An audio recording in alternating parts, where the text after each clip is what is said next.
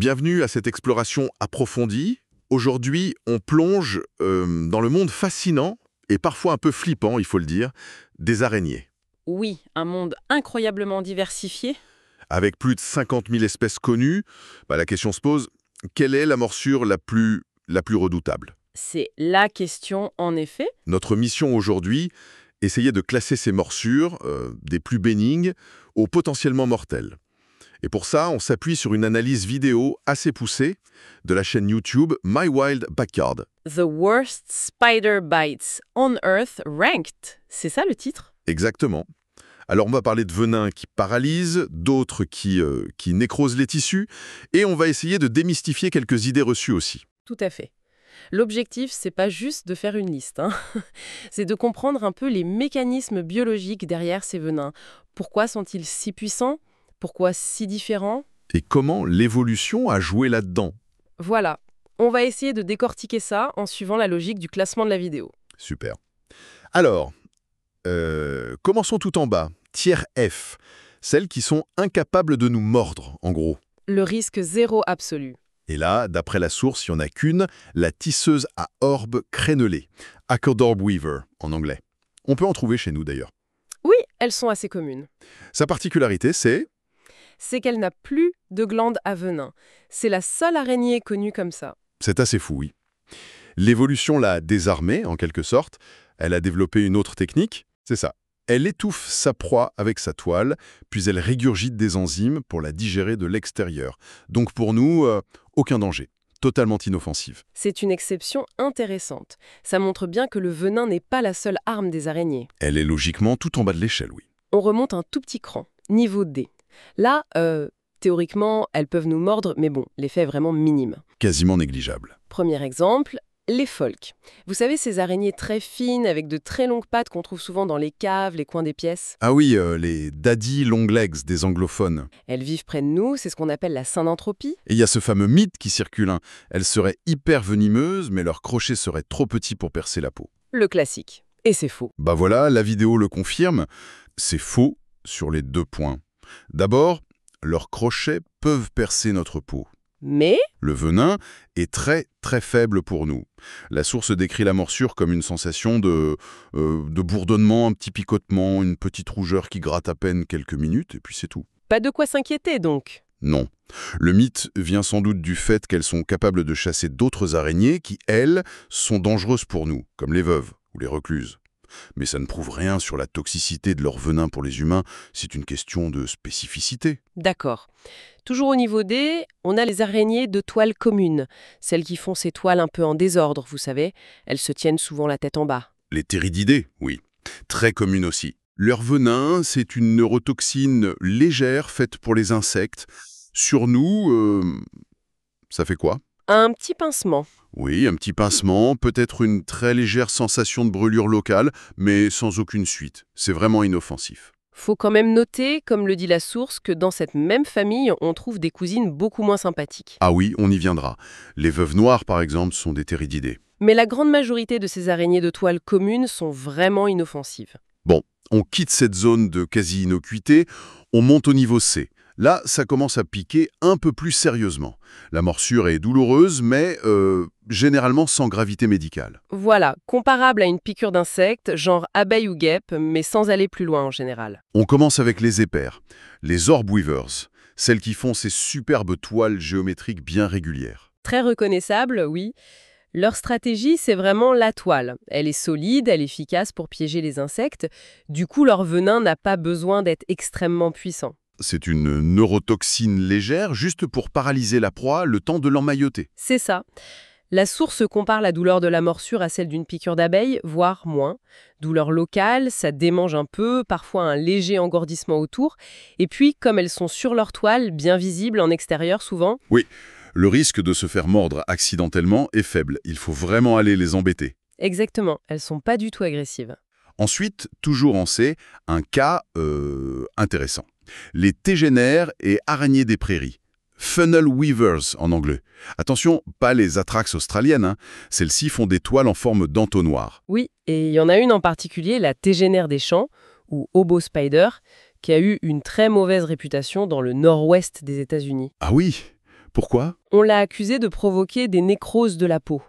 Un peu par défaut en fait, parce que la recluse brune, qui est connue pour ça, ne vit pas dans cette région. Alors on a cherché un coupable local. Et c'était elle. C'est ce qu'on a dit. Mais l'analyse de la source est très claire là-dessus. C'est un cas d'emballement médiatique. Aucune étude scientifique sérieuse n'a jamais prouvé qu'elle avait des toxines nécrosantes dans son venin. Ah d'accord. L'auteur de la vidéo raconte même s'être volontairement laissé mordre pour tester. Résultat, une petite piqûre, ça a gratté modérément pendant une petite demi-heure et puis plus rien. C'est fou quand même. D'où elle vient cette araignée à l'origine? D'Europe. Et en Europe, personne ne la considère comme dangereuse. Elle est plutôt timide, elle fuit le contact. Pour la faire mordre, il faut vraiment la coincer. Ça montre bien comment la peur peut créer des mythes. Pour finir le niveau C, les saltis, les jumping spiders. Ah, les petites chouchoutes, avec leurs gros yeux curieux, leurs mouvements vifs. Oui, on les trouve souvent mignonnes. Elles chassent à vue, sans toile. Ce sont d'excellentes chasseuses et proportionnellement à leur taille, leur venin est plutôt efficace. Elles peuvent s'attaquer à des proies plus grosses qu'elles. Mais pour nous, niveau C. Alors la plupart des morsures de saltiques seraient plutôt niveau D, vraiment anecdotique. Mais les plus grandes espèces, oui, peuvent atteindre le C. La source parle d'une douleur comparable à une légère piqûre de guêpe et les effets durent pas longtemps. Leur venin est fait pour les insectes, pas vraiment pour nous. Ok. On passe au niveau supérieur, niveau B. Là, ça devient franchement douloureux. Les symptômes sont plus marqués, même si on n'est pas encore dans le médicalement significatif. On monte en intensité, oui. Et on commence avec du lourd. Littéralement, les sparacidés, les Huntsman spiders. Certaines peuvent faire plus de 30 cm d'envergure. Ça fait peur, ça. C'est impressionnant, c'est sûr. Mais c'est là que c'est contre-intuitif. D'après la source, malgré leur taille et leurs gros crochets, leur morsure est étonnamment peu sévère. Ah bon? Oui. La douleur viendrait surtout des dégâts mécaniques faits par les crochets, et même cette douleur serait modérée. Leur venin semble peu actif sur l'humain. Et apparemment, elles font souvent des morsures sèches. C'est-à-dire sans injecter de venin. Exactement, juste une morsure mécanique de défense. D'ailleurs, en Australie, on les surnomme affectueusement wall puppies, les chiots de mur. Mignon. Pourquoi? Parce qu'elles sont utiles. Elles mangent les cafards, les autres insectes nuisibles et même des araignées plus dangereuses dans les maisons. Elles comptent sur leur vitesse pour chasser et se défendre. Elles mordent rarement. C'est leur apparence qui est effrayante, pas tellement leur morsure. D'accord. Intéressant. Ensuite, toujours en B, les lycoses, les wolf spiders. Très communes, elles chassent au sol, la nuit. Celles dont les yeux brillent à la lumière d'une lampe, oui. Elles ont un venin neurotoxique. Plus sur leur vitesse et leur force, la morsure fait mal sur le coup. C'est une douleur vive, chaude à cause des crochets. Et le venin cause une inflammation locale, une bonne bosse qui démange pas mal. Mais ça reste localisé. C'est désagréable, mais il n'y a pas de danger systémique. D'accord. On continue en B avec les dolomèdes, les fishing spiders, grandes araignées qui vivent près de l'eau. Semi-aquatiques, oui. Elles sont capables de chasser de petits vertébrés, comme des poissons ou des têtards. Elles détectent les vibrations à la surface de l'eau, donc leur venin est logiquement adapté aux vertébrés. Et ça se sent, j'imagine. Ah oui. La source décrit la morsure comme extrêmement irritante, une démangeaison. 30 fois pire qu'un moustique, qui dure une bonne demi-heure. Plus les dégâts mécaniques, un bleu, une inflammation. Mais apparemment, elles sont très très réticentes à mordre les humains. Faut vraiment les chercher. Mieux vaut les laisser tranquilles, donc. On termine le niveau B avec un groupe qui frôle le niveau supérieur. Les fausses veuves, Steatoda, et la veuve brune. Ouais, elles sont apparentées aux araignées de toile commune qu'on a vues en D, mais leur venin est plus costaud. Et on les trouve souvent dans nos maisons ou nos jardins. La source fait une distinction intéressante entre elles, non? Oui. La veuve brune, Latrodectus geometricus, aurait un venin très toxique, mais elle en injecterait peu, alors que les fausses veuves, genre Steatoda, auraient un venin intrinsèquement moins toxique, mais elles en injecteraient plus. Et au final, les symptômes sont similaires. Assez similaire, oui. Ça commence par une piqûre, puis une douleur locale qui s'installe. Des courbatures peuvent apparaître et durer 6 à 12 heures, parfois des crampes dans le membre mordu. Dans de très rares cas, ça peut ressembler à un léger syndrome grippal, un peu comme une version atténuée de la morsure de veuve noire. Ok, là ça commence à être sérieux. On attaque le niveau A. Morsure médicalement significative, c'est-à-dire? C'est-à-dire que les symptômes sont suffisamment importants pour nécessiter une surveillance, voire une intervention médicale. Mais en général, ce n'est pas mortel pour un adulte en bonne santé. Et on commence avec des stars. Des mygales, les tarentulas. Oui, mais attention, faut distinguer. La source insiste là-dessus. D'abord, les mygales du Nouveau Monde, celles des Amériques, grosses, poilues, impressionnantes. Et leurs morsures, aussi impressionnantes. Douloureuses, oui, surtout à cause de la taille des crochets qui font de beaux dégâts mécaniques. L'auteur de la vidéo raconte sa propre expérience avec une Texas Brown Tarantula. Un bel hématome, une inflammation qui a duré plus d'1 semaine. Mais leur principal moyen de défense, ce ne sont pas les crochets. Ah non. Non, ce sont leurs poils. Elles peuvent projeter des poils urticants qui sont très irritants pour la peau et les muqueuses. Elles préfèrent faire ça plutôt que de mordre. D'accord. Et les autres mygales, celles de l'ancien monde? Celles d'Afrique, d'Asie, d'Australie, elles n'ont pas ces poils urticants. Du coup, elles compensent avec un venin plus puissant. Ah, et là, les effets sont différents. Oui, la source compare les morsures à celles d'une grande scolopendre. Une douleur intense qui irradie des symptômes généraux comme de la fièvre, des nausées. Certaines espèces peuvent même être mortelles pour des chiens ou des chats. Pour l'humain, c'est rarement fatal, mais clairement plus sérieux qu'une mygale américaine. Compris. Toujours en A, la source mentionne d'autres mégalomorphes, des cousines des mygales, un groupe assez mal connu en fait. Oui, c'est un peu un fourre-tout. La vidéo cite par exemple les curtain web spiders d'Amérique du Sud. Apparemment, leur venin aurait une toxicité comparable à celui de la veuve noire, mais comme l'araignée est plus grosse, la morsure est considérée comme sérieuse. Mais il y a peu de cas documentés. Et les mouse spiders d'Australie. Les Missulena, oui.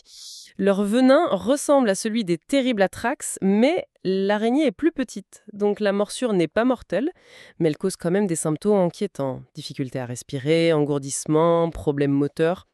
Il y a aussi les giant Asian funnel spiders. Oui, en Asie. Grosses araignées, des morsures sérieuses ont été rapportées, mais on manque d'études précises. Elles pourraient peut-être même monter au niveau S si on en savait plus. On passe à un autre groupe complexe, les araignées errantes, les wandering spiders. Oui, attention, pas la fameuse araignée banane, la plupart des autres espèces de ce type. Exactement. On les trouve un peu partout dans les régions tropicales et subtropicales. Elles ressemblent aux lycoses, mais la disposition des yeux est différente et elles ont une démarche un peu particulière qui donne une impression d'intelligence, de calcul. La source dit qu'il faut se méfier de toutes les grandes espèces. Oui, par précaution. Le problème, c'est qu'elles sont souvent mal étudiées et les rapports de morsure pas toujours fiables. On sait que la Florida Wandering Spider, par exemple, peut donner des symptômes désagréables, un peu comme une veuve noire, en moins fort, avec un état grippal qui peut durer 1 semaine. Et les autres espèces tropicales? Certaines, comme le genre Cupinus ou des Lycosa tropicales, ont des composants dans leur venin qui sont similaires à ceux des Phonutria. D'ailleurs, on utilise parfois leur venin pour produire l'antivenin contre les Phonutria. Donc on peut supposer que leur morsure est aussi assez désagréable. Quel type de venin elles ont? C'est une neurotoxine complexe. Elle agit sur différents canaux ioniques, bloquant certaines transmissions nerveuses en surstimulant d'autres. Ça provoque de la douleur, des troubles moteurs, des palpitations, rarement une paralysie complète et généralement pas mortelle, mais ça les classe bien en A. On arrive à une célébrité du niveau A. La recluse brune. L'Oxocelles reclusa. Ah oui, celle-là, on en entend souvent parler. On la trouve aux États-Unis, mais aussi autour de la Méditerranée, en Afrique, en Amérique latine. Petite, brune, avec cette fameuse marque en forme de violon sur le dos, enfin sur le céphalothorax. Et seulement 6 yeux. C'est distinctif. C'est ça. Et elle aime les endroits tranquilles et sombres, sous les écorces, les pierres, dans les boîtes en carton oubliées au grenier. Le truc avec elle, c'est que la morsure passe souvent inaperçue au début. C'est ça? Exactement. C'est souvent indolore sur le moment. Le problème vient après. Son venin est unique. Il contient une enzyme appelée phospholipase D. C'est une cytotoxine. Elle détruit les membranes des cellules. Et ça fait quoi concrètement? Le plus souvent, ça provoque une nécrose locale. La peau et les tissus sous la morsure se mettent à pourrir, littéralement. C'est très impressionnant visuellement, ça peut laisser de vilaines cicatrices. Mais c'est mortel? Très très rarement. Sauf s'il y a une surinfection grave. Les amputations sont exceptionnelles aussi. C'est surtout localement destructeur et long à guérir. Ça justifie sa place en A. Juste au-dessus, dans ce niveau A, une autre icône, la veuve noire. L'Atrodectus? La fameuse, on la trouve presque partout dans le monde, sauf dans les zones très froides. Très reconnaissable, corps noir, brillant, tout rond, pattes fines, et ce dessin en forme de sablier rouge vif sous l'abdomen. Recoin sombre, et elle mord si on l'écrase ou la dérange. Oui, c'est une morsure défensive. Son venin est totalement différent de celui de la recluse. Il contient une toxine majeure, l'alpha-latortoxine. C'est une neurotoxine extrêmement puissante, particulièrement active sur les vertébrés. Neurotoxine. Ça attaque le système nerveux. Exactement. Elle agit sur les terminaisons nerveuses et provoque une libération massive de neurotransmetteurs. En gros, ça met tout le système nerveux en surchauffe. Et les symptômes? Des crampes musculaires intenses, très douloureuses, qui peuvent se généraliser à tout le corps. Fièvre, vomissements, maux de tête violents, rythme cardiaque irrégulier. La douleur peut être atroce et durer jusqu'à 72 heures. Ça a l'air terrible. Mais pas mortel en général? Pour un adulte en bonne santé, aujourd'hui, non. Ce n'est typiquement pas mortel. Il y a eu quelques décès suspects attribués au 19e siècle, avant les traitements modernes, mais la puissance de la neurotoxine et la sévérité des symptômes la placent clairement en haut du niveau A. On voit bien le contraste là. La recluse détruit localement, la veuve attaque tout le système nerveusement. Deux stratégies très différentes, mais toutes les deux sérieuses médicalement parlant. Et maintenant, on passe au niveau S, le top du top, ou plutôt le pire du pire, les morsures potentiellement mortelles. Là, on ne rigole plus du tout. On commence avec une cousine de la recluse brune, mais en version beaucoup plus dangereuse. La recluse chilienne, l'Oxosceles laeta, Amérique du Sud, mais elle a été introduite dans le sud des USA aussi. Oui. Et celle-ci, elle fait vraiment peur. La source la classe numéro 3 en termes de décès humains confirmés. Et elle pourrait être plus haut si on avait des données plus complètes, parce qu'elle vit souvent dans les maisons en Amérique du Sud. Son venin est similaire à celui de la recluse brune. Oui, c'est toujours une cytotoxine à base de phospholipase D, mais elle semble plus concentrée ou plus active, et surtout, un pourcentage beaucoup plus élevé de morsures entraîne des symptômes graves, environ 50%, contre très peu pour la recluse brune. La nécrose locale est fréquente, j'imagine. Oui, et souvent plus étendue, mais ce n'est pas ça le plus dangereux. Ah. Le vrai danger, ce sont les effets systémiques, qui peuvent apparaître rapidement. Une forte fièvre, des douleurs partout, et un signe très alarmant, l'urine qui devient très foncée, presque noire. Qu'est-ce que ça veut dire? Ça signe une destruction massive des globules rouges, hémolyse et une atteinte grave des reins et du foie. Ça peut évoluer très vite, faire une défaillance de plusieurs organes. C'est une urgence médicale absolue. Heureusement qu'elle est recluse, elle aussi. Glauque. On continue avec le cauchemar australien, les atrax et hadroniches, les fameuses Australian Funnel Webs. Ah oui, les stars noires de l'Australie. De grosses mygales noires qui vivent au sol et font des toiles en entonnoir sous les roches ou le bois mort. Elles ont la réputation d'être très défensives. Agressives? Défensives, c'est le mot juste. Elles sont craintives, mais si elles se sentent menacées ou coincées, elles n'hésitent pas à mordre et très vite. Mais elles ne poursuivent pas les gens. Un fait très particulier chez elles, le mâle est plus venimeux que la femelle. C'est très rare. Et leur venin est particulièrement dangereux pour nous. Oui, très spécifiquement pour les primates, donc nous. C'est une neurotoxine puissante, la delta-trachotoxine. Elle s'attaque aux canaux sodium des nerfs en les maintenant ouverts. Ça provoque une cascade d'effets terribles, spasmes musculaires, perte de contrôle, engourdissement, paralysie, détresse respiratoire. Et ça peut aller jusqu'à l'arrêt cardiaque. On dit souvent que c'est l'araignée la plus meurtrière. En nombre de décès confirmés avant l'arrivée de l'antivenin, oui, c'était le cas. Mais même à l'époque, les chiffres absolus restaient bas. Aujourd'hui, il existe un antivenin très efficace. Les décès sont devenus extrêmement rares, heureusement. Mais la morsure reste une urgence médicale de premier ordre. On se rapproche du sommet. Les araignées bananes, les Brazilian Wandering Spiders, genre Phonetria. Oui, même si on ne les trouve pas qu'au Brésil, mais en Amérique centrale et du Sud. Très grandes, elles peuvent être agressives si on les provoque et elles injectent une quantité importante de venin. Et ce venin, c'est du lourd apparemment. C'est un cocktail neurotoxique redoutable. Il a une double action. Il attaque à la fois les canaux sodium comme l'atrax et les canaux calcium comme la veuve noire. Waouh. Ça fait quoi ça? Ça bloque certaines fonctions nerveuses tout en surstimulant d'autres de manière incontrôlée. Les symptômes sont donc très complexes et sévères. Douleurs insoutenables, perte de contrôle musculaire, problèmes cardiaques et respiratoires graves. Et puis il y a cet effet secondaire très médiatisé. Le priapisme. Exactement. Une érection prolongée et très douloureuse. C'est un des marqueurs d'une envenimation par phonetria. Pourquoi un venin si sophistiqué et puissant? On pense que c'est une adaptation à leur environnement. Dans les forêts tropicales, la compétition est rude. Il faut pouvoir tuer très vite des proies parfois grosses et résistantes, comme de petits vertébrés. Ce venin est assez puissant pour tuer un humain adulte. Moins de morts qu'avec l'atrax, pourtant. Probablement parce que leur habitat est plus reculé, moins de contact direct avec les humains. Et la source souligne qu'elles sont assez intelligentes pour souvent faire des morsures sèches, sans venin. Seulement 3% environ des morsures nécessiteraient l'antivenin. Mais quand elles injectent, C'est gravissime. La source mentionne une puissance 400 fois supérieure à celle d'un serpent à sonnette. Heureusement, là aussi, un antivenin existe et est efficace s'il est administré à temps. et nous voilà, au sommet. La numéro 1 du classement de la source. L'araignée avec la pire morsure possible. L'araignée des sables à 6 yeux, Sicarius. Oui, Sicarius. Rien que le nom. On la trouve dans les zones désertiques d'Afrique australe et sur les côtes arides d'Amérique du Sud et centrale. Elle est de la même famille que les recluses, les sicaridaires, Mais en pire, c'est ça? en beaucoup, beaucoup pire. Elle est plus grande qu'une recluse et son venin est aussi une cytotoxine, probablement une forme de Sphingomyelin SD, mais elle est décrite comme extraordinairement puissante. Une étude citée la compare à la recluse chilienne, mais avec une quantité de venin injecté bien plus importante. Et les conséquences? Il y a des cas humains?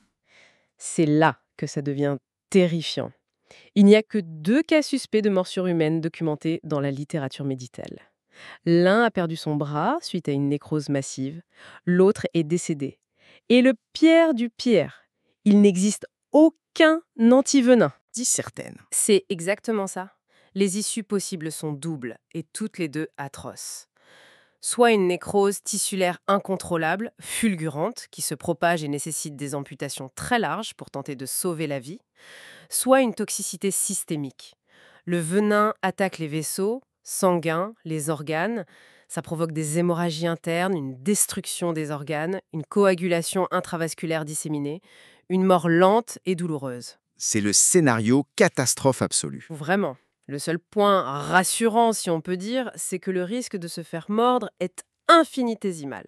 Elles vivent dans des déserts très isolés, elles sont expertes en camouflage, très calmes, et elles économisent leur venin, elles peuvent jeûner plus d'1 an. Mais si on la manipule, si on la coince, elle mordra. C'est la morsure qu'il faut éviter à tout prix. Ouf. C'était intense, ce classement. Oui. Mais il faut absolument remettre les choses en perspective, comme le fait très bien la source à la fin. On vient de décrire des venins absolument terrifiants, c'est vrai, mais les décès dus aux morsures d'araignées dans le monde sont rarissimes. Vraiment, on a l'impression du contraire parfois. Oui, vraiment. On parle de moins de 100 cas recensés dans toute l'histoire médicale moderne. Les araignées ne nous chassent pas, nous ne sommes pas leur proie. La morsure, c'est toujours un dernier recours défensif. Et très souvent, elles font des morsures sèches sans même injecter de venin. Statistiquement, on a infiniment plus de risques avec les moustiques, les tiques ou même les abeilles et les guêpes. C'est un rappel très important à faire. On a parcouru tout le spectre, de la tisseuse totalement inoffensive à la Sicarius et son venin dévastateur. C'est fou cette diversité d'armes chimiques que l'évolution a pu créer. Tout à fait. Cette exploration montre bien la puissance biochimique incroyable dont la nature est capable. Mais elle souligne aussi que le danger réel pour nous au quotidien est extrêmement faible. La peur des araignées, l'arachnophobie, est très répandue, mais elle est souvent déconnectée du risque statistique réel. Comprendre un peu mieux ces animaux, leurs stratégies, ça peut aider à dépasser cette peur irrationnelle. Et puis, ça ouvre une dernière piste de réflexion assez fascinante, non?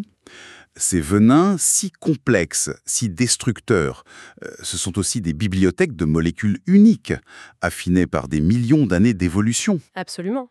Si la nature a conçu des substances capables de cibler aussi précisément nos systèmes nerveux, nos cellules, est-ce qu'elles ne pourraient pas aussi contenir des clés pour de futurs médicaments? C'est une piste très active en pharmacologie.